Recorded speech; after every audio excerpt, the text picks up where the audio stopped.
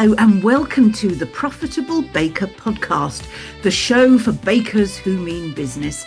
I'm Annie Bennett, founder of the Home Baking Business Academy, and every week I'll be sharing practical lessons, mindset shifts, and inspiring stories from bakers who are building businesses they love. Because success in this industry isn't about who bakes the fanciest cakes, it's about who builds the strongest business foundations. Let's get started. I'm so delighted to have Claire here. Claire is a real life EHO, Environmental Health Officer from the Lincolnshire area. I won't be more specific than that, but she's from up there. And we're going to chat this evening about her role, about what she does, and hopefully she's going to talk to us about a little bit about kitchen inspections and how it all works and answer some of your questions. So it leaves me to welcome you, Claire. Thank you so much for being here this evening.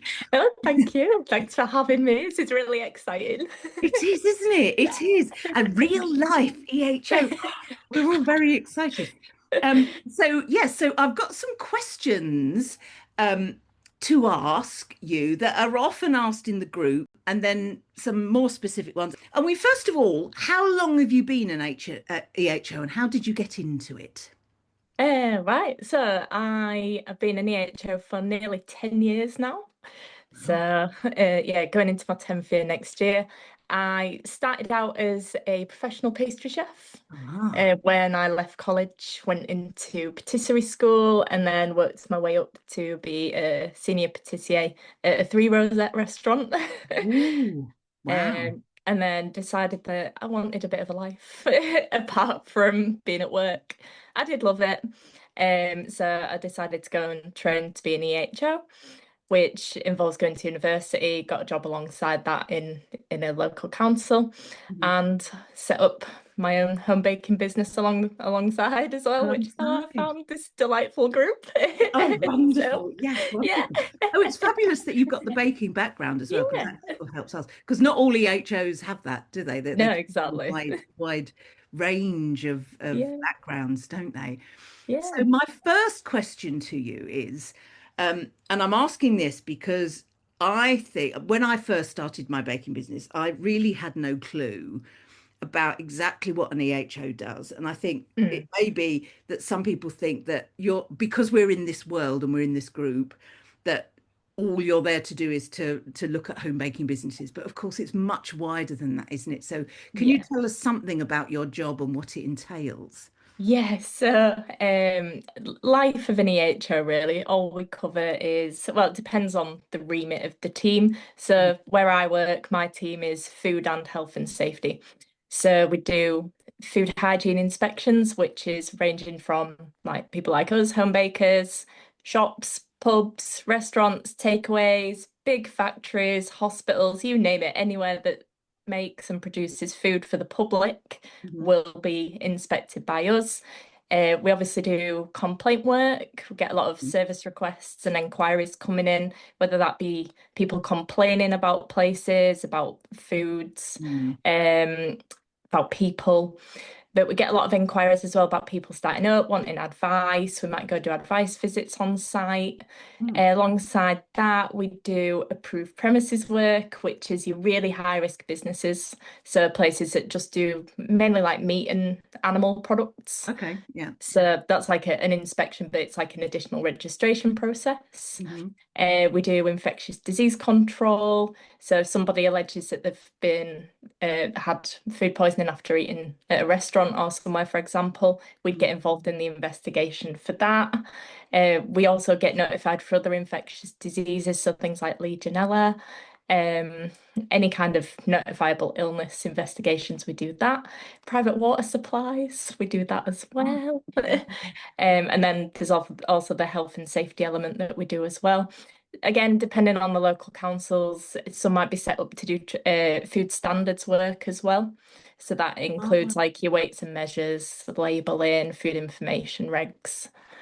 So yeah, um, it's a very, very broad it job. is. Yeah. No, Yeah. it's interesting you say that because um, I didn't realize that different councils' EHO teams might be set up differently. So there Yeah. might be EHOs that deal with, completely different things on top of the kinds Oh of things yeah, we've been talking yeah. about. So, Well, at my first job, I was a district EHO, so we did everything that was food, health and safety, housing, environmental protection, pollution, air quality, you name it, we did it all.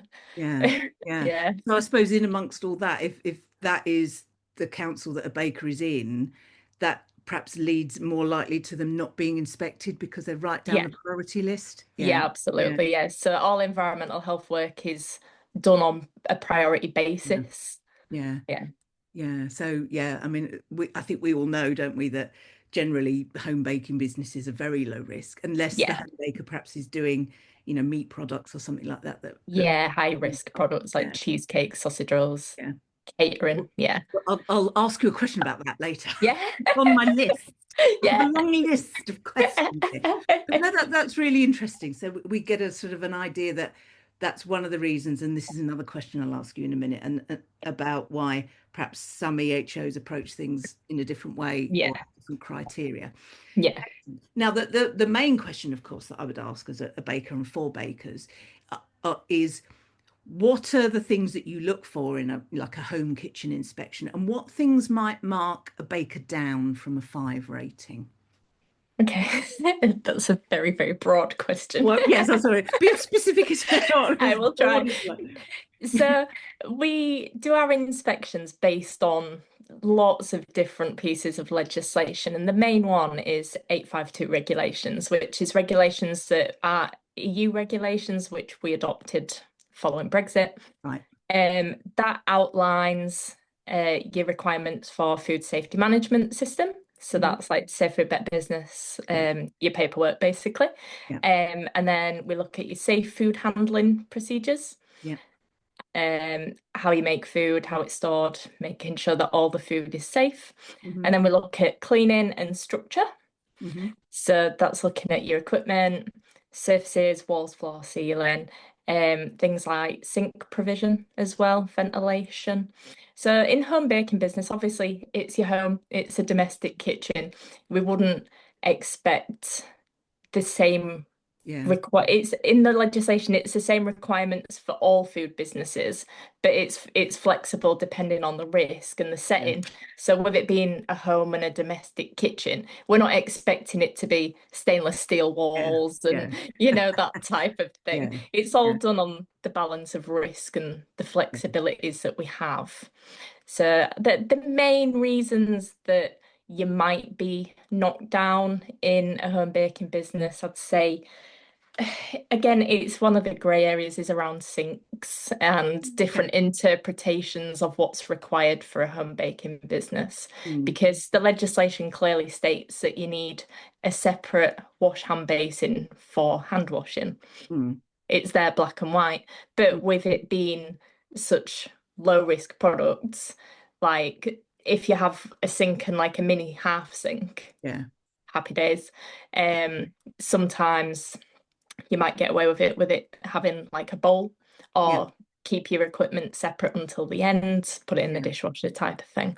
Yeah. Um, to be fair, I can't remember a home baker that I didn't give a five to. Oh, excellent. That's good news. Yeah. That's good news. I mean, the sink thing is a question that often comes up, and I did a little Yeah. on the YouTube channel. Um, Yeah. and what I suggest is that, if you do just have the one sink, you have the bowl, Have the but the bowl. Yeah. two-stage clean is what you Yeah. should be doing between all Yeah. things. If you change use, so it's Yeah. washing hands, washing equipment, washing fruit are the three main different things, aren't they? Yeah. Yeah. Sanitize between. Yeah. Yeah. So Yeah. just do the two-stage clean in between, um, Mm.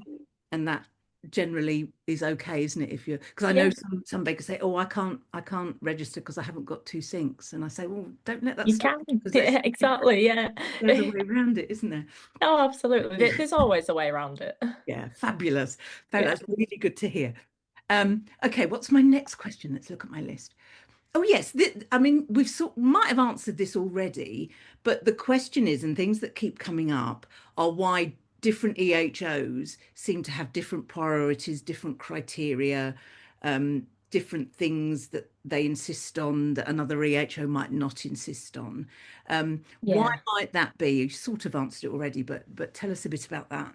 Yeah, I think there's certain parts of the legislation where, like I said, it's about the flexibilities and the risk, and it's an individual officer's interpretation of that risk based on what they see as the inspection and Mm. their interpretation of the legislation. Like certain legislation, we have black and white guidance documents that we can refer to. Others, again, it's just down to individual officers' interpretation. We do a lot of work on consistency, like consistency exercises, and we have like specific forums and liaison groups where we try and work together to be consistent across the board. Oh, But that's like I good. said, it is across the country, all these Yeah, different councils do vary. yeah, We yeah. try to be consistent.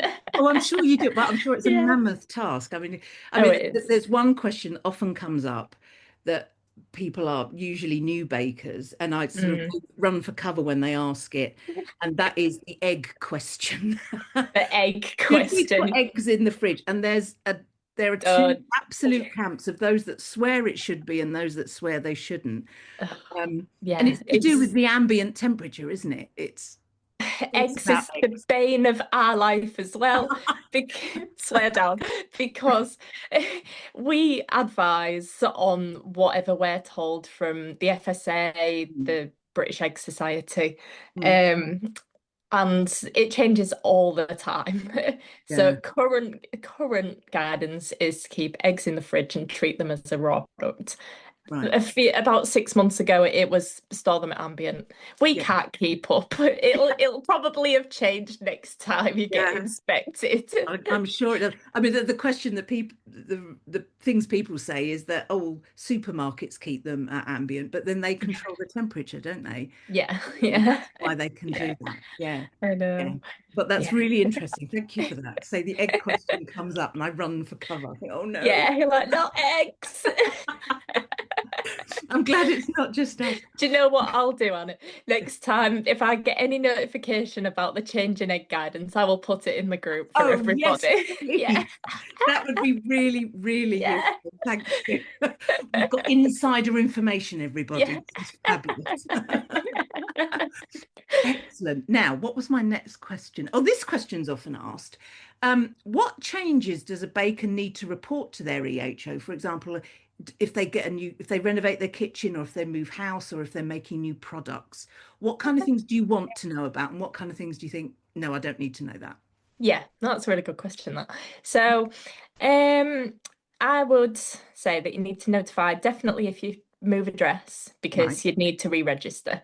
Even And within the same area or yeah, yeah. yeah, yeah, Okay, yeah, yeah. yeah, because it's a change of premises, change of address. So you'd have to submit a new registration form. Um, Change of Okay. activities as well. If what you're doing is still classed as low risk, so like your cupcakes, tray bakes, ambient, stable goods, fine. If you're introducing any kind of high risk products, so anything dairy based, cheesecakes, anything that involves high risk food, so like if you started doing catering or sausage rolls, quiches, that kind of thing, Okay. then I would notify your local authority as well, just to see if they want to come out again because you have introduced that higher risk element to your business activities. Yeah. So how it works on the scoring system, obviously you guys get given your rating sticker, which is your rating score, but we also have an internal rating score as well, which determines your risk and your frequency. So you get the numerical score, and we get alphabetical score. So Oh, that goes from E to A. So your A-rated premises are the really top risk premises, so hospitals, major manufacturing sites.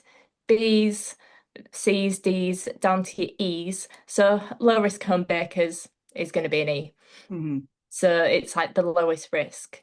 And if you start doing higher risk foods, then you might increase your frequency. Your risk score would be increased during your Right. inspection, and you might encroach into being a DCAT inspection rather than an E. Okay. Okay. Yeah. Um would that count if, for example, when I first started baking, I Mm. was supply teaching, so I didn't do many. I might have done one or Yeah. two a month. Yeah. If I Yeah. then decide to go full time and then I'm doing 20 a month or 20 a week or whatever it is, would Mm. that would that require notifying you that I'm increasing my volume or? Only if it's significantly increased. Hmm. Mm, Yeah. Yeah. mm. If you started offering catering services, Right. then Okay. So that, different yeah. types of things. Okay. Yeah, Brilliant. yeah. It all feeds into this to our internal risk rating score, Mm. which I would gladly bore you to death for going for it, explaining this numerical scoring system, but we would be here all night. Wow. No, that's really interesting. I didn't know about that. And Yeah, it does make sense, doesn't it? That, your A ratings are the ones that you really need to keep an eye, like, hospitals and yeah.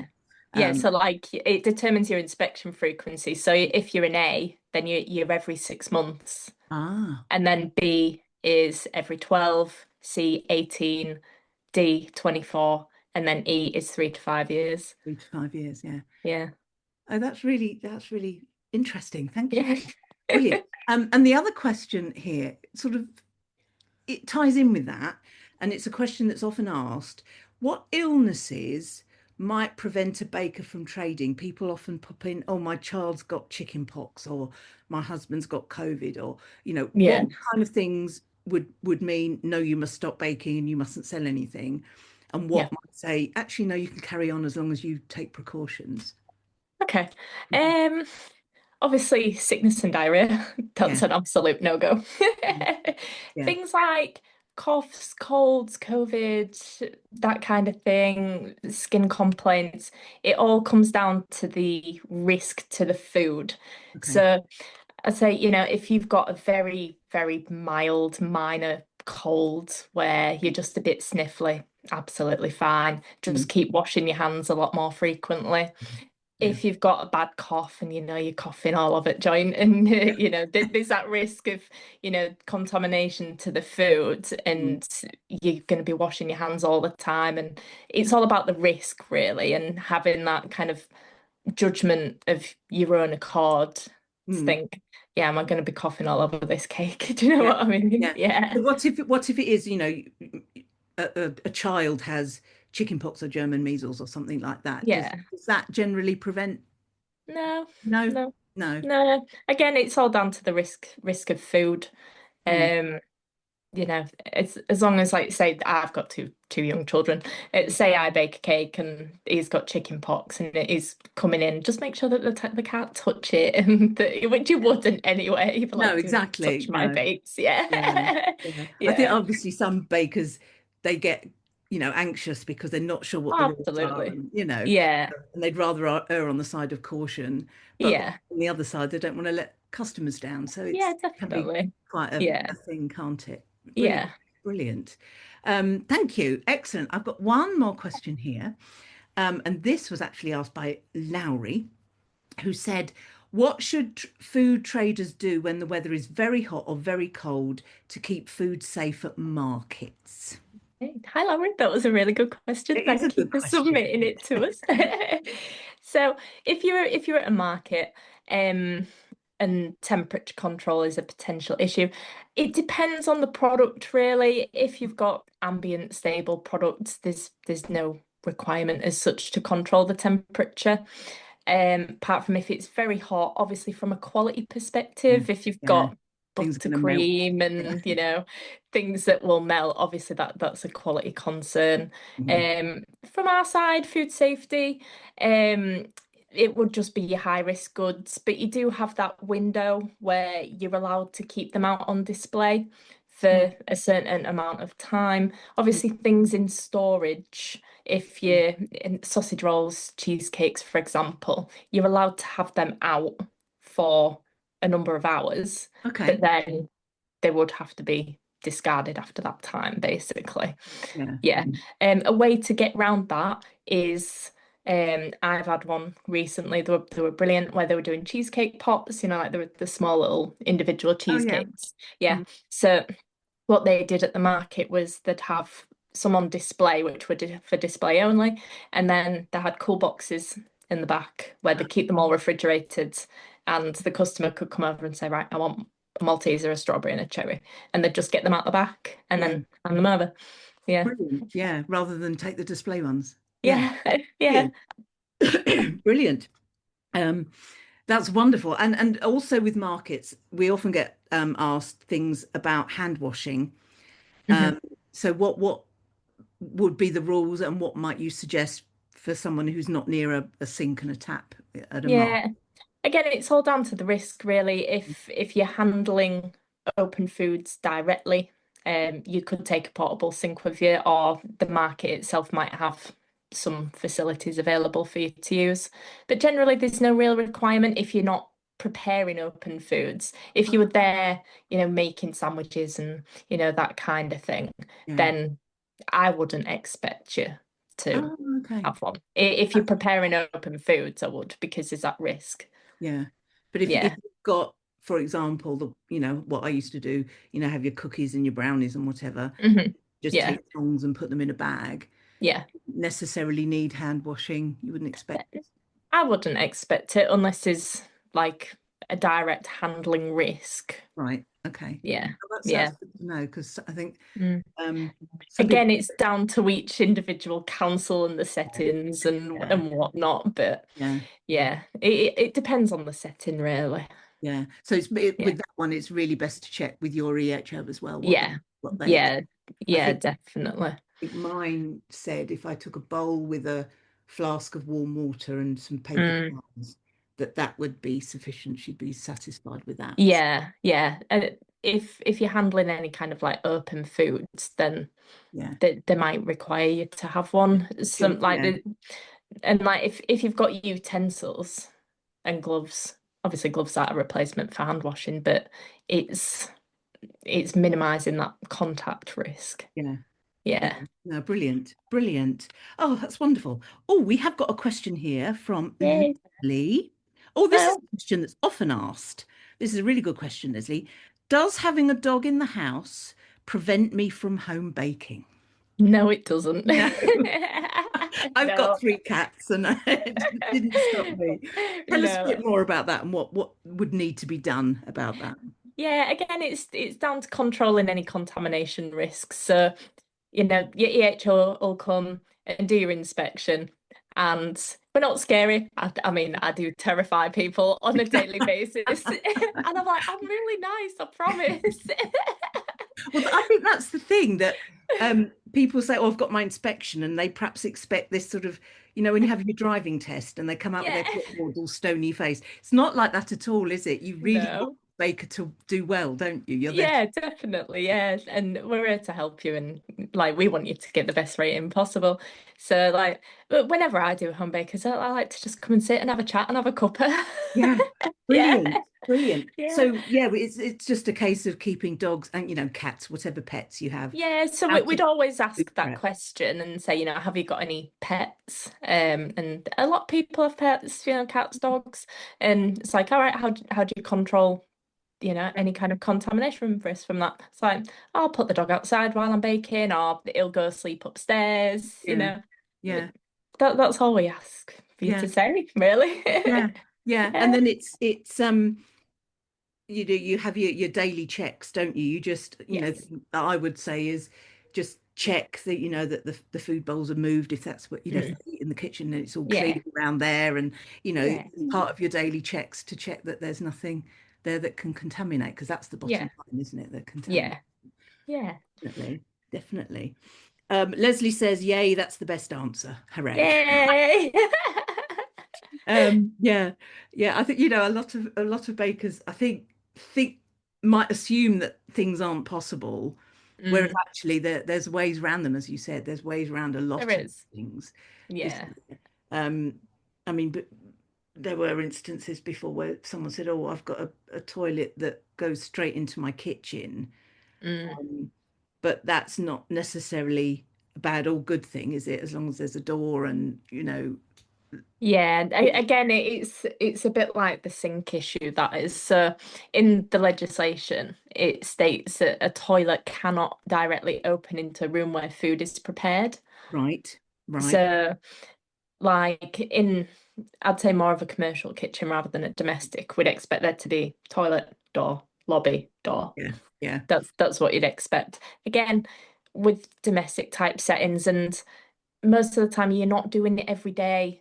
Mm, it's 1 day a week or like on an order basis. So that risk isn't as proportionate as yeah, it would be to a takeaway that's operating 7 hours yeah, every night. Do you know what I yeah, mean? Yeah. absolutely. And the safer food, better business, because I know some councils suggest that, and some have their own version, don't they? They sort of Yeah. do a home bakers version, On Baker's but there are version. obviously chunks of that that refer to, premises and restaurant kitchens rather than domestic.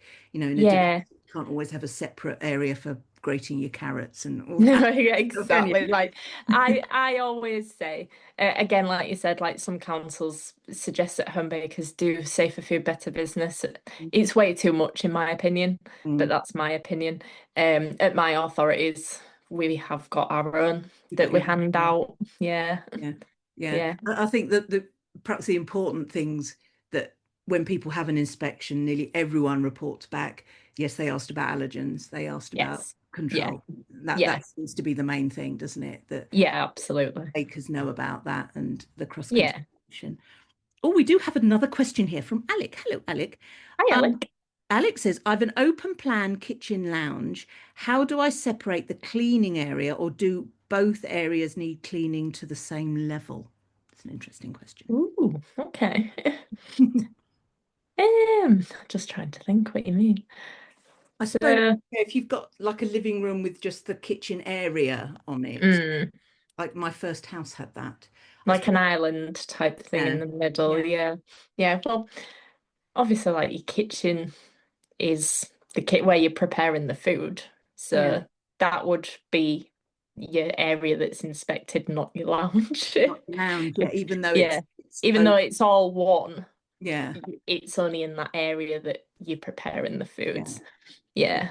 I mean, as long as you haven't got anything horrifically germifying going on Yeah. in your Yeah. room, then I think you're generally okay, aren't you? Yeah, But definitely. I mean, you can advise on that as well, can't you? So Yeah, absolutely. And there's, every house that you go to, every business that you go to, it's always different. There's not a one size fits all no, thing at no. all. And so, as you just said, you want the baker to do well because Yeah. I suppose at the end of the day, it gives you less of a job because you're not going to get complaints. Yeah. Are you? Well, we talked a little bit earlier, actually, talking about complaints, about, when you do get complaints about a business. Mm, And we sort of talked a little bit about, people perhaps making malicious complaints about a business that they don't like, perhaps, or is yeah. competition. How do you deal with that kind of thing? Yeah. So any complaint that we'd receive is not substantiated until there is evidence and we've done an investigation. Right. So, say someone complained about a home baker and said, that they're doing this, this, and that, we'd go to the complainant if Mm, we can, because a lot of the time these complaints come in anonymously. yeah. So, we've got no way of proving anything. Mm, 99% of the time, if it's a anonymous complaint, we can't verify what's been said. mm, So we just close it. yeah. Yeah. Unless If you've got evidence. Yeah. exactly, there's no justification to proceed with it if there isn't anything, or Mm, we can't go to them for any evidence. yeah.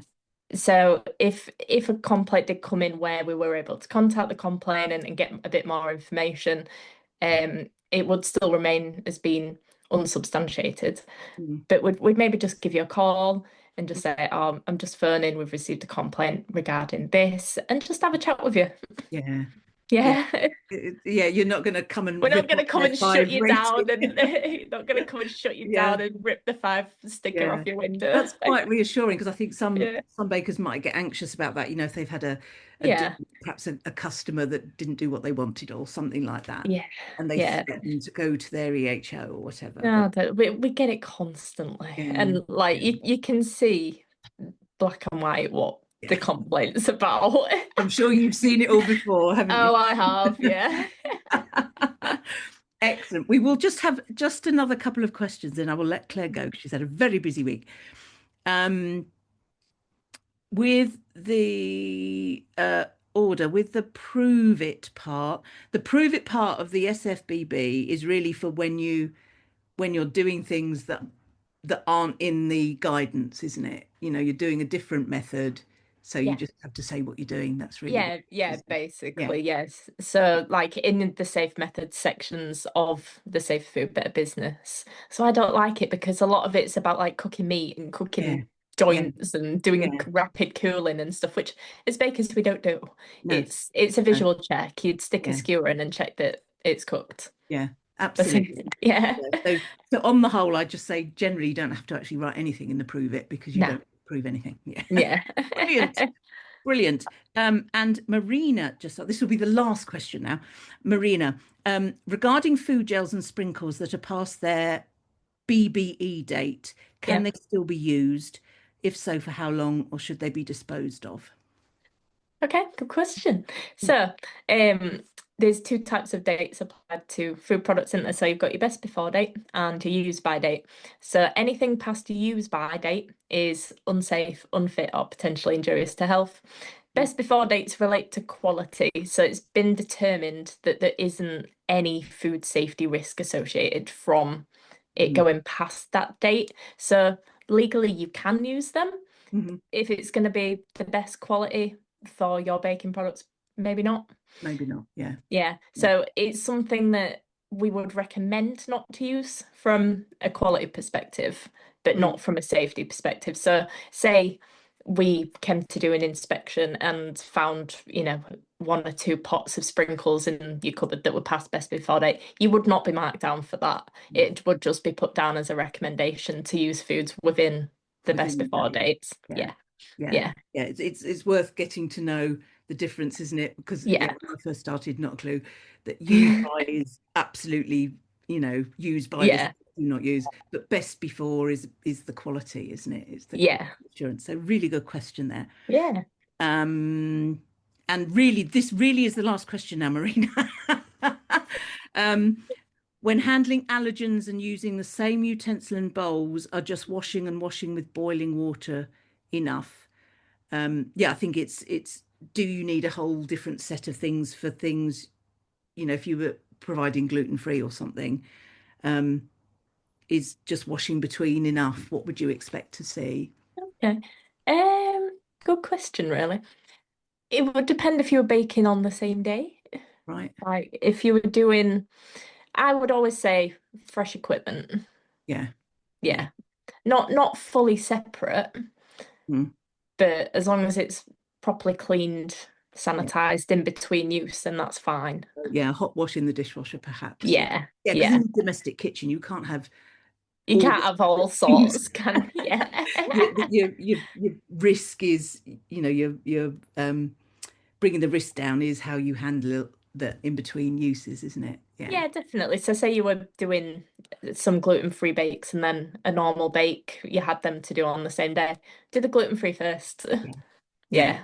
Full sanitize, fresh equipment, get your gluten-free, allergen-free bakes out of the way first, and then clean down, and then you can do your normal bakes. And it just gives that time separation as well. So in Yeah. a lot of like large-scale manufacturing sites, they do a thing called an allergen ladder manufacturing process. Oh, right. So I'm trying to think of an example. So say you had they were making four different types of cakes one day. So they had gluten-free, one with nuts in, and a normal cake. So Yeah. they do it in the risk so that there isn't that cross-contamination risk. Right. So Yeah. yeah, the most risky first and then down to the Yeah. oh, brilliant. Yeah. Brilliant. Excellent. We'll leave it there. We've gone 8 minutes over time, but I don't thank you mind. so much. Thank you so much for being with us. And Welcome. you're in the group, I am, yes. and you if people do have questions, then you're happy to answer them, aren't you? Obviously, we Yeah, don't. you'll see me popping up and be like, EHO here. That's Yeah, me. no, that's really, really good to know that we've got someone that's, that knows what they're talking about. Yeah. Because that's the So, other trouble with a lot of baking groups, lots of second, third hand information, and it sort of gets lost in translation and people yeah. misunderstand. Yeah, Um, definitely. And I think like, from our side, don't be afraid to contact your local council and get advice from your EHOs. Please don't be offended if it takes a while to get back to you Yeah. because we are so bloody busy. Yeah. Yeah. But 'Cause you're dealing with we the A's and we're just E's, aren't we? but generally we will get back to you, Brilliant. at some Brilliant. point. But if anyone's ever got any kind of questions, that I might be able to answer, please put it in the group. Fabulous. Oh, that's wonderful. Thank you so much. This has been so, so useful. All I can say is just, Claire, thank you so, so much Yeah, for being with us. It's been really, really interesting. Thank you're you. so welcome. We'll definitely do it again. Yes, definitely. Thank you.